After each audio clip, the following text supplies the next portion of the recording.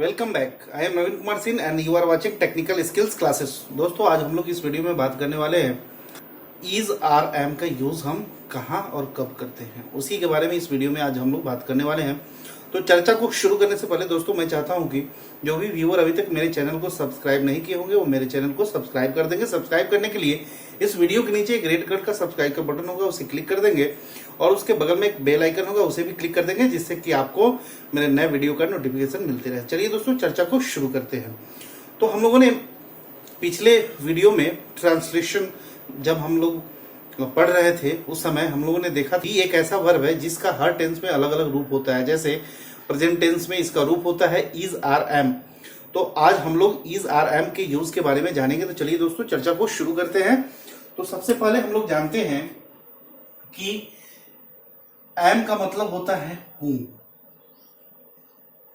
और इज और आर का मतलब होता है या हैं या हो। अगर और भी ज्यादा डीप में हम करते हैं तो आर का मतलब हो, है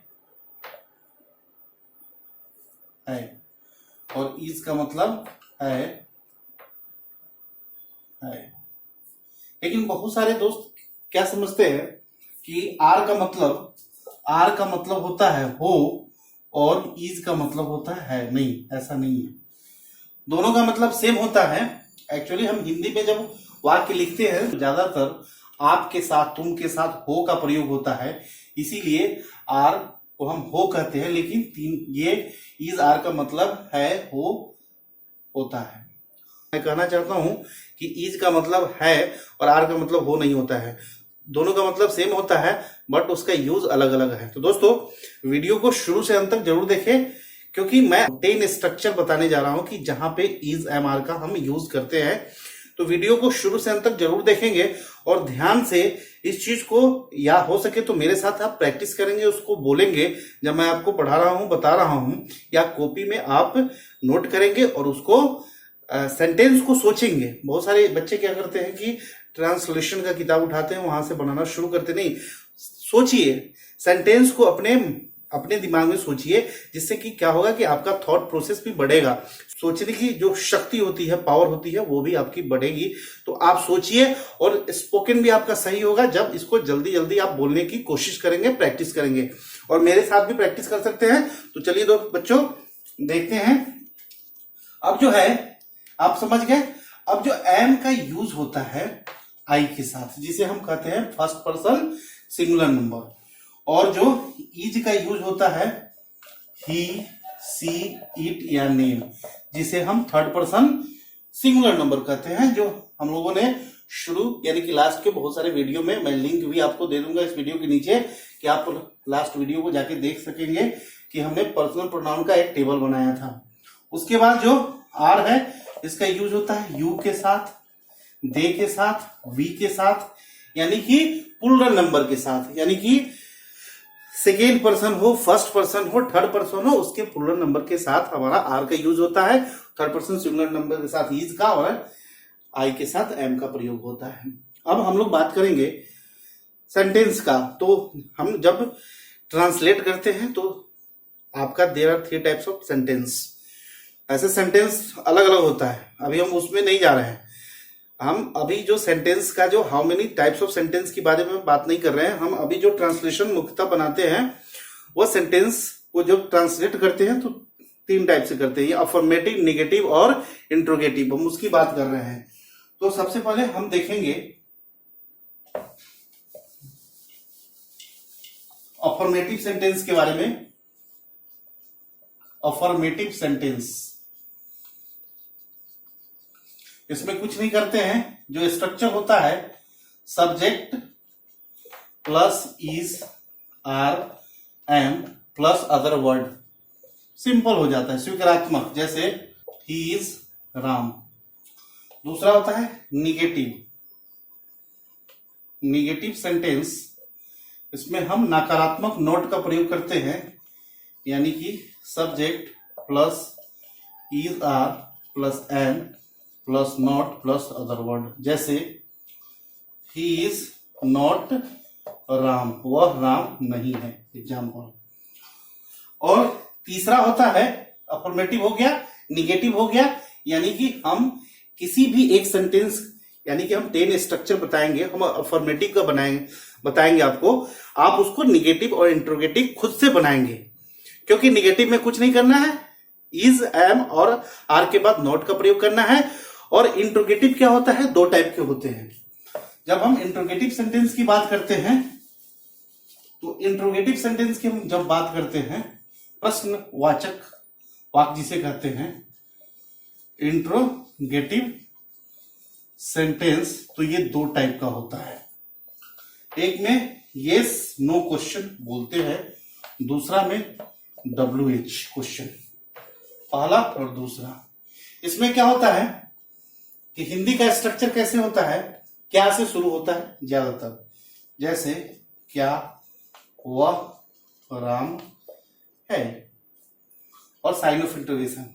तो इसका जो हम स्ट्रक्चर जब हम करते हैं, तो इसका होता है इज ही राम और साइन ऑफ इंटरोगेशन, यानी कि इसका स्ट्रक्चर क्या होता है आपका, is, are, am plus subject plus other word plus sign of interrogation, ये आपका स्ट्रक्चर होता है। WH means where, what, when, who, which, ये सब WH होता है। ये जैसे राम कहां है, हम ऐसा सेंटेंस बनाते हैं तो WH को पहले लिखते हैं, यानी कि वेयर इज राम और साइन ऑफ इंटरोगेशन, यानी कि इसका जो स्ट्रक्चर होगा आपका वो होगा WH plus is, are, am plus subject plus other word plus sign of interrogation. तो इस तरह से आप वाक्य बनाएंगे। जो हम 10 यूज बता रहे हैं, 10 स्ट्रक्चर बता रहे हैं कि प्रेजेंट टेंस में। और जान लीजिए कि हमने बात किया है कि बी जो वर्ब है उसका प्रेजेंट फॉर्म होता है इज, आर, एम, तो इसका यूज प्रेजेंट टेंस में ही होता है, हमेशा यूज प्रेजेंट टेंस में ही होता है। किसका, इज, आर, एम का। तो हम अफर्मेटिव सेंटेंस, हर स्ट्रक्चर जो आपको 10 स्ट्रक्चर बताऊंगा उसका अफर्मेटिव सेंटेंस का स्ट्रक्चर लिखूंगा और आप उसको प्रैक्टिस करेंगे निगेटिव और इंट्रोगेटिव। तो चलिए दोस्तों 1 बाय 1 करके हम 10 स्ट्रक्चर देखते हैं। कि जो फर्स्ट स्ट्रक्चर है, ध्यान से देखेंगे शुरू से अंत तक, तो आपको 10 स्ट्रक्चर आपको मालूम चल जाएगा आज की हम इज, एम, आर का कहां कहां यूज करते हैं प्रेजेंट टेंस में। और इस 10 स्ट्रक्चर से आपका रिटेन मजबूत हो जाएगा, आपका ट्रांसलेशन पावर मजबूत हो जाएगा, आपका स्पोकन भी मजबूत हो जाएगा। आप इसे प्रैक्टिस करेंगे मेरे साथ या कॉपी में नोट करके, और सोचेंगे, स्ट्रक्चर सोचेंगे, सेंटेंस सोचेंगे हिंदी में, उसको ट्रांसलेट करेंगे और मन में भी ट्रांसलेट करेंगे, जिससे कि आपका जो सोचने का भी पावर बढ़ेगा। थॉट प्रोसेस जिसको थॉट प्रोसेस कहते हैं, थॉट पावर कहते हैं, वो भी आपका इंक्रीज होगा। तो फर्स्ट जो स्ट्रक्चर है वो है subject plus is, are, am plus noun. जब यहां आता है, जैसे एग्जाम्पल, इस तरह का स्ट्रक्चर होता है। पहला जो प्रेजेंट टेंस में यूज होता है कि subject plus is, are, am plus noun. जैसे वह राम है, तो ही इज राम, यहां नाउन है। वह बिल्ली है, वह बिल्ली है, तो दैट इज कैट। समझ गए। उसी तरह वह कुत्ता है, दैट इज डॉग। वह टेबल है, दैट इज टेबल। वह कुर्सी है, दैट इज चेयर। यहां पे मैं लड़का हूं, आई एम बॉय। मैं विद्यार्थी हूं, आई एम ए स्टूडेंट। इस तरह से आप सोचेंगे, प्रैक्टिस करेंगे। उसके बाद जो दूसरा जो स्ट्रक्चर है, subject plus is, are, am plus adjective. Adjective का यूज होता है। एडजेक्टिव का जब हम यूज करते हैं इसमें, तो इसका हिंदी मतलब निकलता है होता, होती है। एग्जाम्पल, आम मीठा होता है, या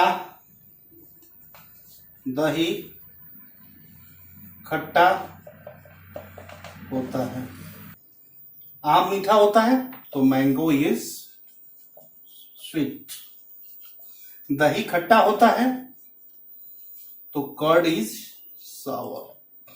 यानी कि दूध उजला होता है, मिल्क इज व्हाइट। दूध मीठा होता है, मिल्क इज स्वीट। तो इस तरह से जब हमारा एडजेक्टिव यूज होगा, subject plus is am are plus adjective, तो होता होने का होती का सेंस निकलता है।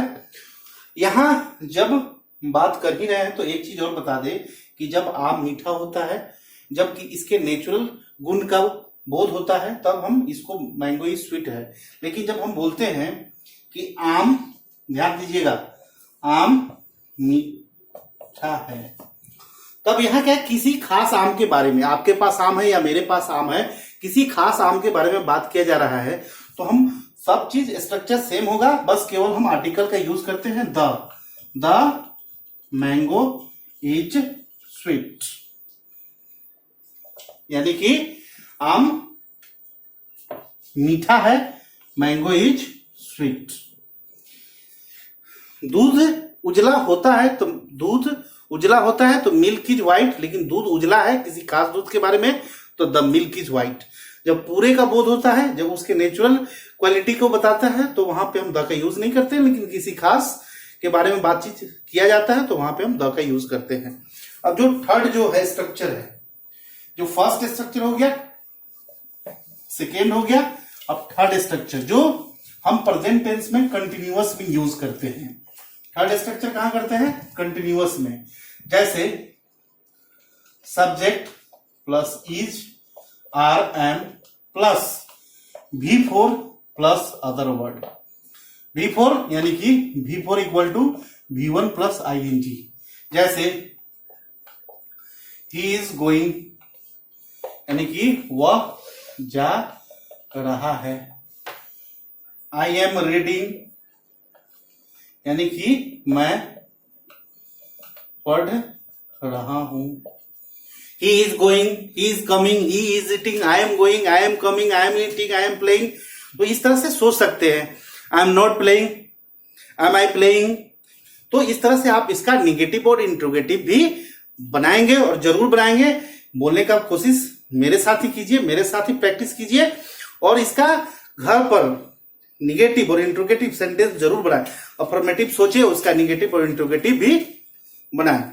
अब जो फोर्थ जो है, इसको क्या बोलते हैं? कंटिन्यूअस। प्रेजेंट कंटिन्यूअस में, कंटिन्यूअस टेंस में हम इसका यूज करते हैं। कंटिन्यूअस हो गया, ये थर्ड। फोर्थ है subject plus is are am plus V3 plus other word. ये आपका, यानी कि इज आर एम के साथ V3 का प्रयोग हुआ, यानी कि यह पैसिव सेंटेंस में होगा। एक तो एक्टिव पैसिव होता है जो सेंटेंस होता है, पैसिव में जिसमें कर्ता का कोई इंपॉर्टेंस नहीं होता है, उसको हम पैसिव बोलते हैं। बहुत सारे सेंटेंस वैसा होते हैं, और वो बहुत सारे सेंटेंस हमेशा पैसिव में ही होते हैं। तो पैसिव सेंटेंस में हम इसका यूज करते हैं। प्रेजेंट जो इंडेफिनिट होता है उसका जो हम पैसिव बनाते हैं, वो भी हमारा पैसिव सेंटेंस होता है। तो जैसे एग्जाम्पल, खेत जोते जाते हैं, खेत जोते जाते हैं। अब कौन जोत रहा है, क्या है, ये हमें पता नहीं है। तो खेत जोते जाते हैं, यानी कि यह पैसिव हुआ, खेत खुद काम नहीं करता है, इसीलिए यहां होगा field. Field is ploughed, field is ploughed. फूल तोड़े जाते हैं, फूल तोड़े जाते हैं। Flowers are plucked. अब जो फूल खुद नहीं टूटता है, फूल खुद से काम नहीं करता है, जो कर्ता खुद से काम ना करे, that is called passive sentence. तो जैसे खेत जोते जाते हैं, फील्ड इज प्लॉड, फूल तोड़े जाते हैं, फ्लावर्स आर प्लग्ड। तो इस तरह से हम subject plus is are am plus V3 plus other word का यूज करते हैं। इसका आप बनाने की कोशिश करेंगे और बनाएंगे, इसका सेंटेंस सोचेंगे। और जो फिफ्थ है, सब्जेक्ट जो कंटिन्यूअस का पैसिव हो जाता है, subject plus is are am plus being plus V3 plus other word. Example, खेत जोते जा रहे हैं कंटिन्यूअस में, तो क्या होगा? Field is being ploughed. उसके बाद फूल तोड़े जा रहे हैं, तो फ्लावर्स आर बीइंग प्लाउड, यानी कि PLOUGHED प्लाउड है, फूल तोड़े जा रहे हैं, फ्लावर्स आर बीइंग प्लाउड। उसके बाद जो है बच्चे पढ़ाए जा रहे हैं, तो चिल्ड्रन आर बीइंग टॉट। सांप मारे जा रहे हैं, तो स्नेक इज बीइंग किल्ड। तो इस तरह से आप सेंटेंस बना सकते हैं। बहुत सारे ऐसे सेंटेंस होते हैं जो पैसिव में होते हैं, उसके लिए हम इस स्ट्रक्चर का प्रयोग करते हैं कंटिन्यूअस टेंस पे। अब जो 6 स्ट्रक्चर हुआ, जो 6 नंबर स्ट्रक्चर हुआ, वहां इंफिनिटिव का यूज करते हैं। इंफिनिटिव जानते हैं, 2 + V1 को हम बोलते हैं इंफिनिटिव। तो इंफिनिटिव का यूज करते हैं। 6 नंबर स्ट्रक्चर है, subject plus is are plus am plus 2 + V1। इसका मतलब होता है हिंदी में वाला है, वाली है, को है। एग्जाम्पल, वह जाने वाला है, तो ही इज टू गो। या हम बोलते हैं वह जाने को है, तो सेंटेंस सेम होता है, ही इज टू गो। वह आने को है या वह आने वाला है, तो ही इज टू कम।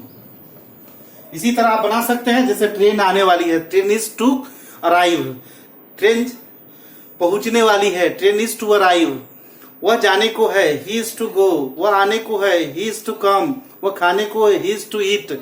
इस तरह से हम subject plus is am are plus 2 + V1 का यूज करके हम बनाते हैं, और उसका मतलब होता है वाला है, वाली है, को है हिंदी में।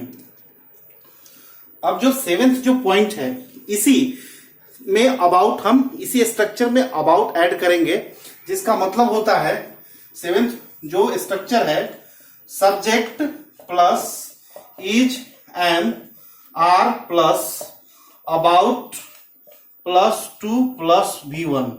इसका मतलब होता है वाला ही है, या वाला ही है, या को है। यानी जैसे एग्जाम्पल हम देते हैं, वह जाने वाला ही है, या वह जाने को है। पहले वाला में है वह जाने को है, यानी कि मतलब उसका प्लान है, वो कब जाएगा कब नहीं ये मालूम नहीं है। लेकिन दूसरे सेंटेंस में हम बोलते हैं वह जाने को है, या वह जाने वाला ही है। इसका मतलब है वह कि तुरंत वह तैयार है, अब तुरंत वह निकलेगा, तुरंत जाने वाला है। तो तुरंत का बोध होता है, यहाँ पर हम अबाउट का यूज करते हैं। वह जाने वाला ही है, या वह जाने को ही है। इसका मतलब होता है ही इज अबाउट टू गो।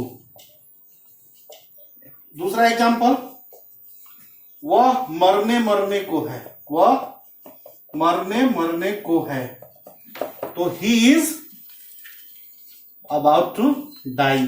उसी वह खाने को है, वो खाने वाला ही है, he is about to eat. वह जाने वाला ही है, he is about to go. वह आने वाला ही इज अबाउट टू कम।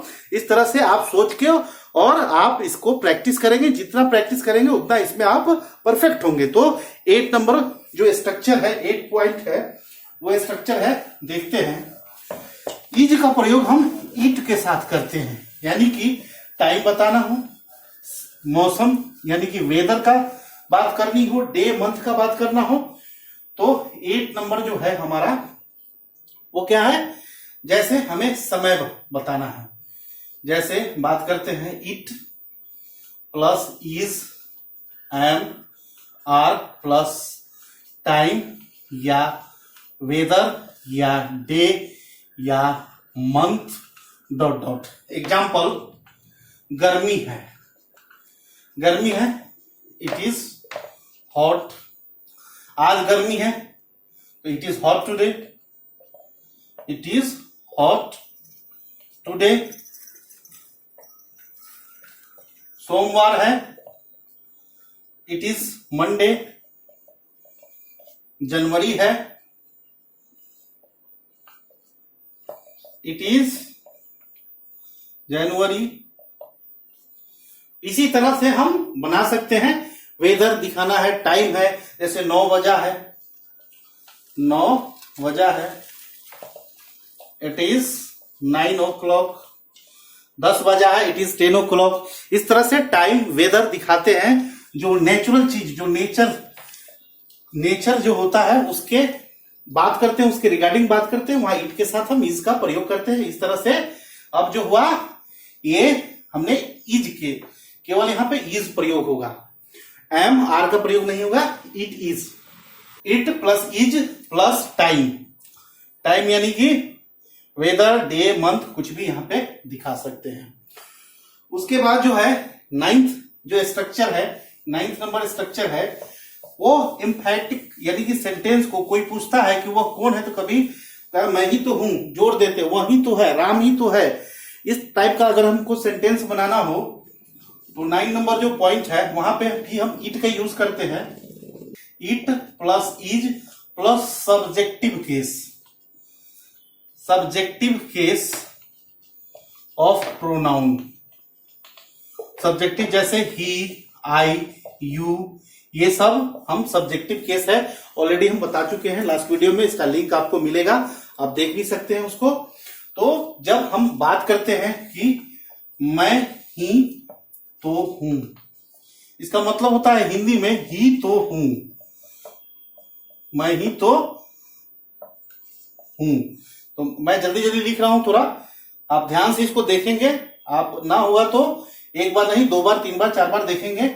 मैं ही तो हूं, इट इज आई, वही तो है, इट इज ही। राम ही तो है, राम ही तो है। तुम ही तो हो, इट इज यू। राम ही तो है, इट इज राम। वही तो है, इट इज ही। इस तरह से आप सोच सकते हैं और बना सकते हैं। जो नेक्स्ट और जो लास्ट है, जो स्ट्रक्चर और लास्ट जो यूज है इज एम आर का, हम देयर के साथ उसके यूज करते हैं। ऐसे हम जैसे ईट के साथ यूज किए, उसी तरह देयर के साथ, जैसे एग्जाम्पल जैसे हम कहते हैं कमरे में 10 लड़के हैं, तो there are 10 boys in the room. इस तरह के वाक्य भी हम क्या करते हैं, इज का यूज कर, आर का यूज करते हैं देयर के साथ। जो लास्ट है 10 नंबर पॉइंट है, उसका स्ट्रक्चर होता है there plus is plus nothing plus noun. There plus is plus nothing plus noun, यह 10 नंबर स्ट्रक्चर है। यहां हम बात करते हैं, जैसे इसका मतलब हुआ घास ही घास है। इसका मतलब होता है there is nothing, sorry structure में बट का यूज होगा प्लस नाउन। तो इसका स्ट्रक्चर होगा there is nothing but noun का यूज होगा, तो घास ही घास है, there is nothing but grass. पेड़ ही पेड़ है, तो there is nothing but tree. तो उसी तरह हम यहाँ कीचड़ ही कीचड़ है, there is nothing but mud. यहाँ घास ही घास है, यहाँ पानी ही पानी है, यहाँ पेड़ ही पेड़ है, यहाँ बच्चे ही बच्चे हैं। तो इस तरह के जो सेंटेंस है इस स्ट्रक्चर पे आप बना सकते हैं। तो ये हमने 10 जो यूज बताया इज एम आर का, ये ध्यान से इस वीडियो को शुरू से अंत तक, एक बार ना हो तो 2 बार देखें, 3 बार देखें और इसको नोट करें और प्रैक्टिस करें। और मैं कहता हूं कि आपका ट्रांसलेशन और स्पोकन और रिटन तीनों आपका परफेक्ट हो जाएगा, कंप्लीट हो जाएगा। तो दोस्तों इसको प्रैक्टिस जरूर करेंगे, इस वीडियो को देखें, बार बार देखें और इसको शेयर करें, फैलाएं इसको कि और भी लोग इसका फायदा उठाएं। तो दोस्तों ये वीडियो पसंद आया तो इस वीडियो को लाइक कर देंगे, शेयर कर देंगे, ज्यादा से ज्यादा शेयर करेंगे, ज्यादा से ज्यादा लोग इसका लाभ उठाएं। और दोस्तों जो भी व्यूअर अभी तक मेरे चैनल को सब्सक्राइब नहीं किए होंगे वो मेरे चैनल को सब्सक्राइब कर देंगे और बेल आइकन दबाना मत भूलेंगे दोस्तों, क्योंकि मैं चाहता हूं कि जो भी मैं वीडियो बनाऊं सबसे पहले आप तक पहुंचे। तो मिलते हैं दोस्त नेक्स्ट वीडियो में। Till then good bye and have a great day.